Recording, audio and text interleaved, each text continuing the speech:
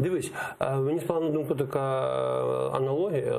Нинішня влада, вона робить максимально зусиль, нехтуючи деяким, мені здається, здоровим глуздом іноді, для того, щоб виручити заручників.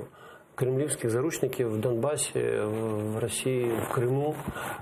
Але мені здається, коли припиняється трансляція українських каналів і каналу АТР, то кількість заручників збільшується там, а не зменшується. Тому що ці люди стали заручниками. Вони і так знаходили зону.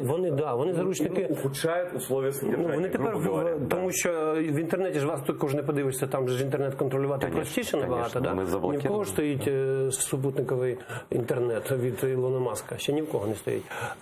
Так виникає питання, ви звільнюєте цих заручників з щирим серцем, чи ви граєте в якусь гру? Тому що тут заручників зараз покидаєте.